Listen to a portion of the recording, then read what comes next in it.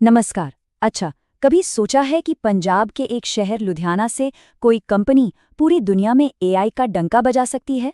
आज हम एक ऐसे ही दिलचस्प एसएमई आईपीओ लॉजिसियल सॉल्यूशंस के बारे में गहराई से बात करने वाले हैं। चलिए शुरू करते हैं। मतलब पूरी की पूरी टीम दे देती है जो सिर्फ और सिर्फ उन्हीं के प्रोजेक्ट पर काम करती है। क्लाइंट्स के लिए ये मॉडल सस्ता भी है और असरदार भी। चलिए अब उस चीज पर आते हैं जिसका सबको इंतजार रहता है, नंबर्स, पैसा। क्या लॉजिसील की तिजोरी भरी हुई है? देखते हैं कि इनके आंकड़े, इनकी कहानी जितने ही दमदार हैं या नहीं।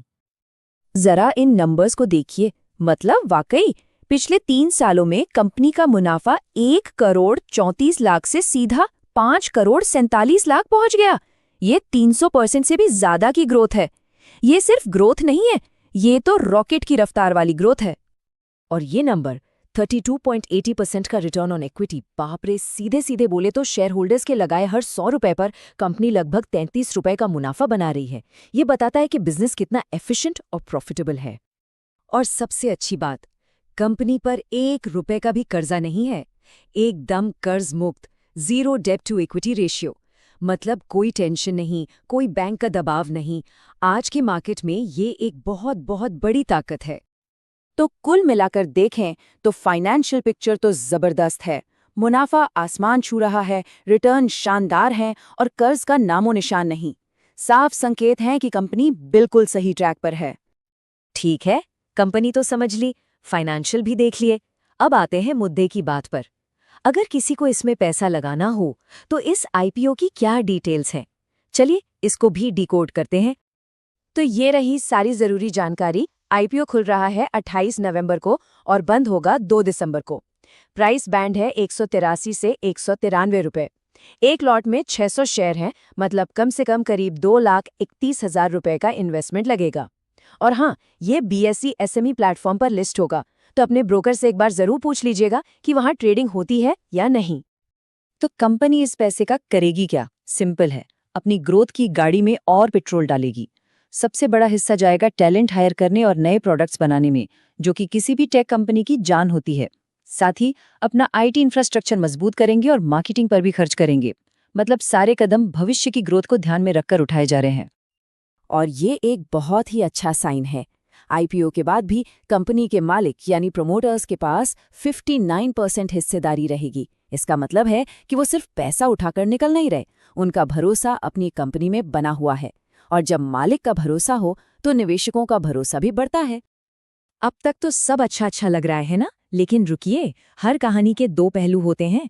कोई भी इन्वेस्टमेंट बिना रिस्क के नहीं आता। तो चलिए अब जरा खतरे की घंटियों पर भी ध्यान देते हैं। और ये है पहला और शायद सबसे बड़ा red flag, customer concentration. Company की आधी से ज्यादा कमाई सिर्फ एक क्लाइंट से आती है। ये बहुत ही खतरनाक बात है। सोचिए, अगर कल को वो क्लाइंट चला गया तो कंपनी की कमाई रातों रात आधी हो जाएगी। ये एक बहुत बड़ा रिस्क है। और खतरे यहीं खत्म नहीं होते। कंपनी की 96% कमाई आती है अमेरिका से। अब ये एक दोधारी तलवार की तरह है। एक तरफ तो ये ताकत है कि उन्होंने इतने बड़े मार्केट में अपनी पकड़ बना ली है, पर दूसरी तरफ ये उन्हें अमेरिकी इकोनॉमी पर पूरी तरह से निर्भर बना देता है। अमेरिका में जरा सी भी मंदी आई या कोई नया टैक्स लगा तो उसका सीधा असर इस कंपनी पर पड़ेगा। और आखिर में वैल्यूएशन, मतलब आईपीओ का दाम। 26.33 का पीई रेशियो। एक्सपर्ट्स का मानना है कि ये थोड़ा महंगा है। पीई का मतलब है कि आप कंपनी के मुनाफे के हर 1 रुपए के लिए 26 रुपए से ज्यादा दे रहे हैं। खासकर एक छोटी कंपनी के लिए ये थोड़ा ज्यादा लगता है। इसका मतलब ये है कि मार्केट बहुत ही हाई ग्रोथ की उम्मीद लगाकर बैठा है, जो हमेशा एक रिस्की दाव होता है। तो हमने कंपनी को समझा, उसके फाइनेंशियल्स देखे, आईपीओ की डिटेल्स जानी और रिस्क को भी परखा। अब सवाल ये है कि इन सब को देखकर बड़े बड़े मार्केट एक्सपर्ट्स क्या कह रहे हैं। चलिए उनकी राय जानते हैं। और ये संकेत काफी कुछ कह रहा है। 27 नवंबर तक इस आईपीओ का ग्रे मार्केट प्रीमियम यानी जीएमपी 0 है, 0। जीएमपी क्या होता है? ये एक तरह से अनऑफिशियल मार्केट का मूड बताता है।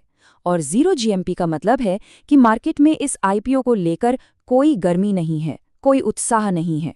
लिस्टिंग पर बड़े मुनाफे की उम्मीद लगभग ना के बराबर है। तो सबसे बड़ा सवाल, क्या इसमें पैसा लगाना चाहिए? एक्सपर्ट्स की राय लगभग एक ही है। ये आईपीओ हर किसी के लिए नहीं है। अगर कोई मार्केट को अच्छे से समझता है, रिस्क लेने से नहीं डरता और लंबे समय के लिए पैसा लगा सकता है तो वो इसके बारे में सोच सकता है। लेकिन अगर कोई नया है या सिर्फ लिस्टिंग गेन के लिए पैसा लगा रहा है तो भैया इससे दूर ही रहना बेहतर है। और आखिर में एक बहुत ज़रूरी बात, यहाँ दी गई सारी जानकारी सिर्फ एजुकेशनल पर्पस के लिए है। इसे इन्वेस्टमेंट की सलाह बिल्कुल ना समझें।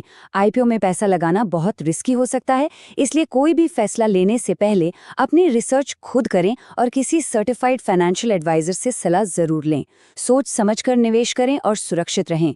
अब सवाल यही है कि क्या ये कंपनी इन सारे रिस्क्स के बावजूद लॉन्ग टर्म में एक मल्टीबैगर साबित होगी? इसका जवाब तो सिर्फ वक्त ही देगा।